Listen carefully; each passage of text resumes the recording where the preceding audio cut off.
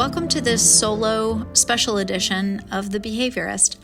We've been receiving requests quite a bit already this week from people asking us to help them with preventing burnout, managing burnout, getting back to a sense of vibrancy and vitality. And we have a set of 20 practices. Some are easy, some are hard, and they're just 20 concrete practices that you can look down through the list and you can pick one or two and you can start experimenting with. So this is going out to all of our clients who wanted a audio reminder of what the practices are. Allie's going to draw up a PDF that has the 20 practices written, and hopefully we can put it beside the podcast on the behaviorist.com's website, and you can download the PDF, print it out, maybe circle it as you listen along and scribble some notes in the margins, and hopefully this can be really helpful for you. So we have these 20 practices, and these are ones that we've tried as a team, and we want to encourage you to try. They're not in any particular order, and they're definitely not in rank order. So you decide for yourself which ones of these are going to be ones you're going to experiment with. So the first one's very simple. It's very visual too. So we call it inner circle, outer circle. Draw 2 circles, concentric circles, on a piece of paper. It'll look a little bit like a donut. And you've got your inner circle, and then you've got your outer circle. The inner circle is where you place everything that's within your control. How you respond, your mindset, your habits. And then the outer circle is everything that's outside of your control. Other people's perspectives, other people's habits. And when you're going through a difficult time, it's a simple but helpful practice to draw these circles and note what is within your control and what's in that outer circle. And then you really want to focus your energy on everything on the inside of that circle. If we're putting too much energy in the outer circle, we're actually being wasteful. We need our energy so much. We need to be efficient with it. And so to waste our energy on what others think or trying to change someone else's behavior isn't really efficient, especially during times of transition. So double down on the inner circle. The second practice is called reframing stress. And this is something that high-performing leaders are particularly skillful at. When you're moving through a period and you're being really challenged and something is extremely hard, I want you to think about stress as a continuum. And on the far left, and you can draw this one too, on the far left is distress.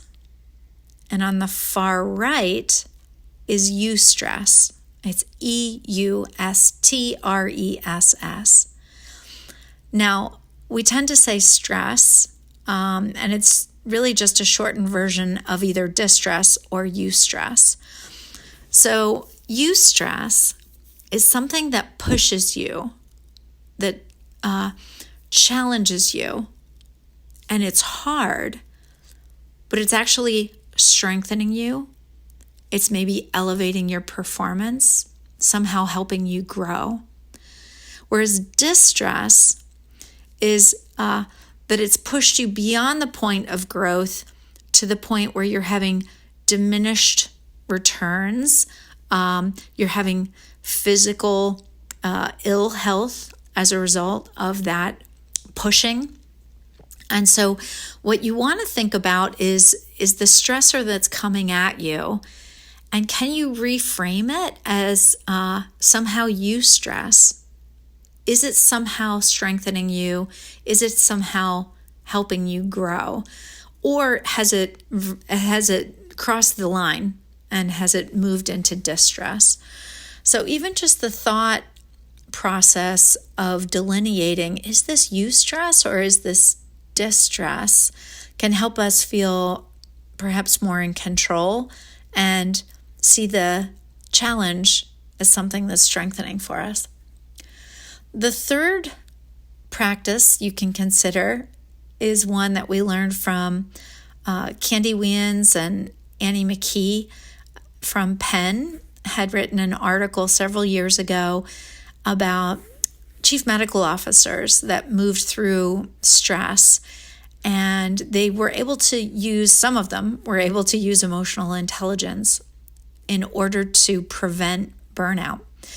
And so those chief medical officers that were able to prevent burnout had this habit of not being the source of their own stress.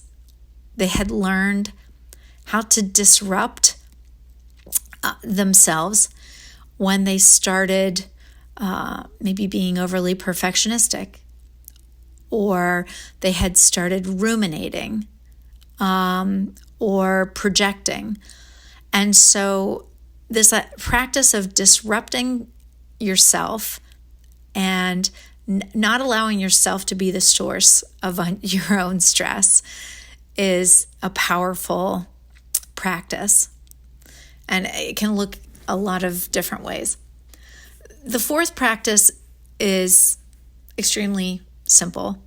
I'm an Enneagram 1, and so much of my early life was trying to be as perfect as I could be. And whether it was my work life or hosting a party or raising my children. And so it really was a bout of burnout that taught me how to take the B. And so the reality is, in life, there are things where we definitely want an A+, and we will strive and we will bring all of our faculties and networks and resources, and we will go for it, and we will get that A+. But learning how to distinguish between what needs an A+ and what is okay with a B, or maybe even a C, is the art of growing older and being stable, for me, anyhow. So think about what in your life you're striving for an A+ on, that maybe you could just reel it in and decide a B is just fine on this. Maybe it's how you fold your towels and put them in the closet. Maybe it's some report that you do at work.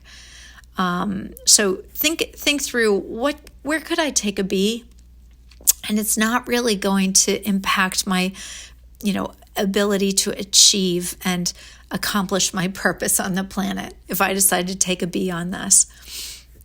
The fifth one is probably maybe the most important. Some sort of contemplative practice, some sort of mindfulness practice, meditation, any sort of practice where you sit in solitude and you savor, you allow with non-judgment what comes up for you. I like when Richard Rohr talks about contemplative practices being that we sit and we savor something long enough, so long that we realize we love it. So any kind of practice, but incredibly important that it happens daily. So we're creating new positive neural pathways in our brains so that when stress comes along, crisis, uncertainty, we have stability and we have ingrained a sense of calm, a sense of non-reacting to even challenging situations. So that meditation or contemplative practices is number 5. The sixth one is a crucible mindset. And I learned this from Bill George. He had a book called Discover Your True North. He was the father of authentic leadership. And he talked about the fact that authentic leaders have a crucible mindset, and they have been able to reflect on extremely hard things that they've gone through, that it was so challenging that it was like going into a crucible. So a crucible is that fiery furnace that blacksmiths will put iron into so that it melts a little bit, and then they can pull that bit of iron out and they can retool it into a different shape. So life is like that. And stressors come along, and we can be reformed by that fire. It can even strengthen us, just like that iron is strengthened by that heat. Those crucible moments in our lives can strengthen us and reform us.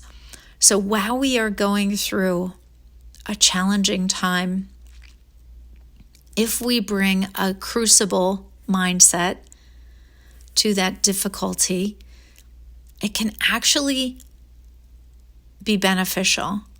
We can see it in a different way, and then we can behave in a proactive, constructive way, because we don't feel like a victim. We feel like this is something that's been put in our path to instruct us, to help us notice something about ourselves, about how we're strong, or what resonates with us. The seventh practice is one that is very common, but so powerful. I love Sean Aker, and he's studied this simple gratitude practice. I would encourage you to think about even just saying 3 things every day that you're grateful for. But make it a practice. Perhaps it's right before bed. What were the 3 things that you're most grateful for that happened today? I think a real level up, we get to a place of emotional maturity and maybe even wisdom when we're able to look back at things that caused us even distress and be grateful for even the hard things that have happened to us. So perhaps that's a practice you want to weave into your repertoire, a gratitude practice, 3 things in a day. You can also be grateful to others. It's sort of a level up when you send that random text message or that random email or that, I love stationery, that note card to someone just to thank them, to show that you are grateful for something that they've done, or even just how they are and their being. The 8th practice is the 5 frames. So this came out of an article in 2020 by Nathan Furr in Harvard Business Review, and it dropped right around COVID. I think it was actually March or April in 2020, and it just resonated with me and a lot of our clients about the fact that it's more important how we frame uncertainty and crisis than that we can control it. And so thinking about framing it, putting on this set of glasses where it's a lens through which you see the difficulty that's coming at you or the uncertainty that's coming at you. And so these 5 frames are ones that you can choose. And once you've chosen a frame, you're no longer a victim because you're processing the hardship in a very constructive way. And so Nathan Furr talks about leaders who have adopted the learning frame the difficulty comes and we say, well, what can I learn from this? How is this challenge my teacher? There's the gratitude frame. What can we be grateful for in spite of this or because of this difficult period that we're going through? The game frame, where we think about, well, what do we have? How can we still win? What are our strengths? What's in our arsenal? What are we going to do now? How do we level up? The randomness frame, which is a frame where we say no amount of planning could have prepared us for this, but we're going to stand back up and we're going to keep going.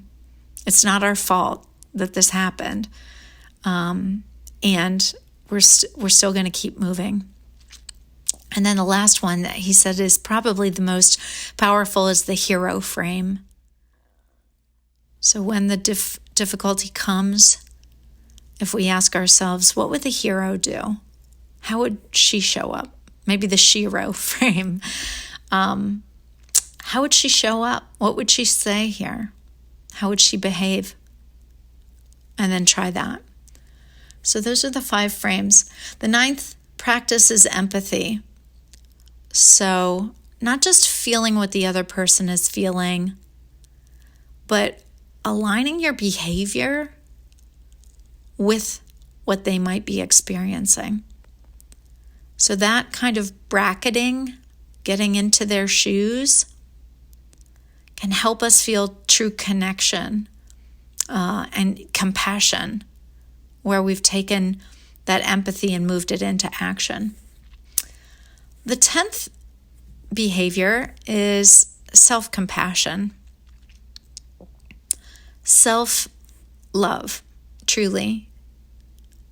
Liking yourself, loving yourself, and valuing yourself.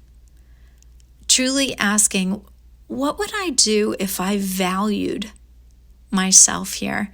If you really acted as if you were your best friend and someone that you absolutely adored, and then thought about, well, what would I do if this was happening to my best friend? What would I say? What would I do? How would I show up? And then think that through, and then do that to yourself. Self-compassion. Others won't value us until we value ourselves. And self-compassion can go a long way to rebuilding our own vitality. It could be gentle words, the narratives in our mind, we can rewrite those. It could be self-care as well. The 11th behavior to start rebuilding your vitality, that vibrancy, is to take stock of your values, to truly think about what are your deeply held beliefs, and then to line up your life with those values. Sometimes when we are burning out, it's not because we have too much on our plate. It's that what's on our plate isn't aligned with what really guides us, our real beliefs. So the practice of understanding your values and then looking at your days and your calendar and maybe your checkbook and ensuring that you're congruent with those values. So aligning the values is another practice. Number 12 is consuming beauty. For me, this is really important. It's not shallow. It's important. Beauty could be music. It could be flowers. It could be a pair of shoes you love. It could be artwork. It could be snow. It could be flowers. It could be architecture. For many of us, it's eye candy that we need to sort of really lull about that, piece of hard candy in our eyeballs, so that we can really revive. So I would encourage practices where you are consuming beauty. Maybe it's an art museum. Maybe it's knitting. I used to love taking artist dates, going to fabric stores and touching all the fabric, or going to a granite shop. I love to touch granite. So whatever that is for you, but consuming beauty. Number 13 is getting enough sleep.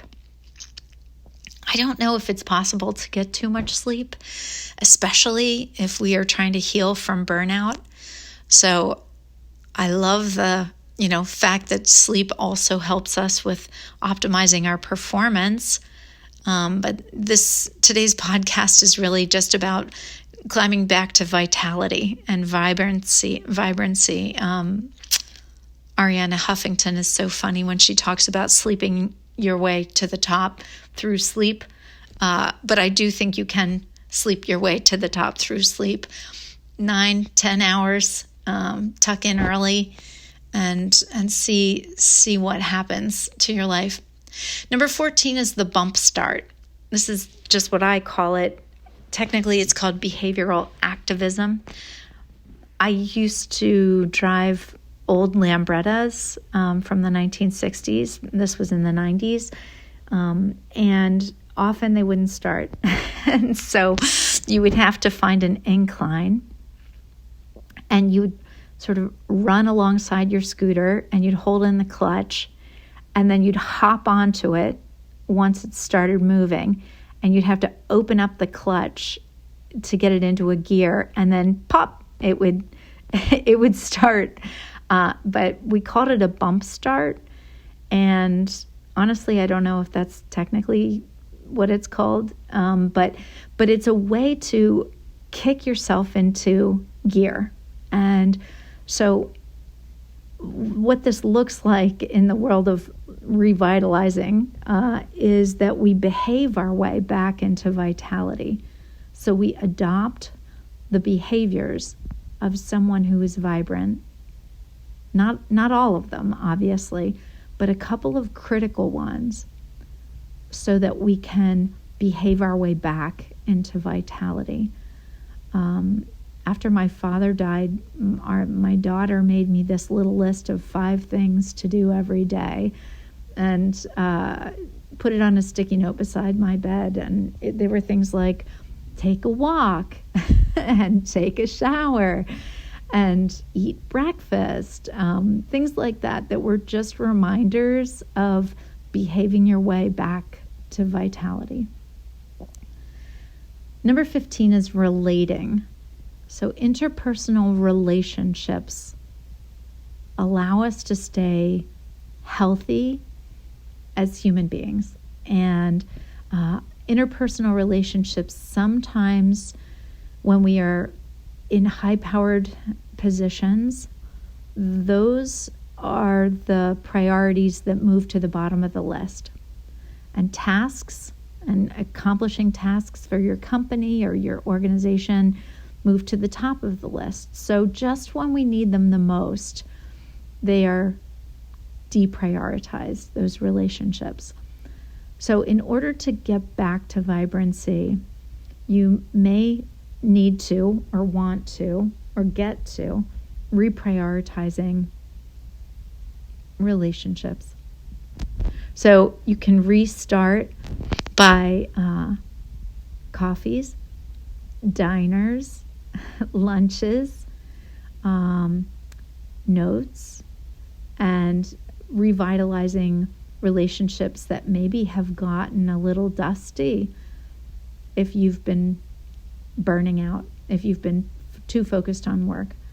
So look back to the relationships that are still life-giving to you. People change, and relationships do go away. We evolve. And so thinking about which relationships you're attracted to, which people do you feel connected to, and those are the ones to start relating with. Number 16 is unitasking, which I wrote about in my book Slowly from 2007. Just this simple idea of paying attention to one thing at a time. And so the opposite of multitasking. So when you're talking to someone, you're having a conversation with them and you're all in. When you're washing your dishes, you're washing your dishes. When you're taking a walk, you're taking a walk. When you're listening to a book, you're listening to a book. So unitasking is more challenging than we realize until we start practicing it. However, you get more done and you can remember things better when you've been unitasking. Number 17 is essentialism, which is a practice of thinking about what is most important here and then letting go of that which is not essential and sending that off to sea. So I love the quote by Coco Chanel that elegance is refusal. So we want to think about what is core and what is essential, and then what is superfluous, that is white noise, that is mucking up our brains, and can we do without that? Number 18 is going on a technology diet. Increasingly, we're learning about particularly social media and how insidious it can be for our self-regard, and the Teddy Roosevelt quote that comparison is the thief of joy. And so some of the social media platforms are set up to cause us to be addicted to them, to engage in them more frequently than we would like, and they're really playing to our unconscious. So putting ourselves on a technology diet. Sarah has a neat way that she can only look at Instagram if she's riding the exercise bike, and that works great for her. That means she really only takes a dose of Instagram once a day, and it's been really good for her. Number 19, to embrace your own vitality, is to really think about operating efficiencies. So this is a concept that I learned about that has changed my life. I've been using it for probably about 15 years. Operating efficiencies is this, it's basically a philosophy, but you can bring it into reality. It's this idea that in a system, everyone understands their highest and best value to that system, and then they operate in that zone where they're contributing their highest and best value. And they're not really operating below that. They would hire out, or they would delegate, empower someone, or just simply not do it. There's a lot of things you can do, but if you're living in your highest and best value, a lot of things can go well. And so understanding what is your highest and best value, what are your operating efficiencies in your personal life, in your professional life. I worked with, there was a period where I was working with a lot of women doctors for some reason, and just understanding this idea of their highest and best value wasn't necessarily cleaning their bathroom. They wanted to spend time with their kids, or they wanted to study something, they wanted to grow in some way. They could hire someone to help them with their housekeeping, and then they would have more hours to devote to something that was higher, better value for them. So once we understand that concept, we get some gains and we get some scaling that is pretty incredible if we use that technique. And then last but not least is the renewal cycle. So Richard Boyatzis talks quite a bit about the renewal cycle in his book, Resonant Leadership. And he talks about particularly leaders have something they experience called power stress.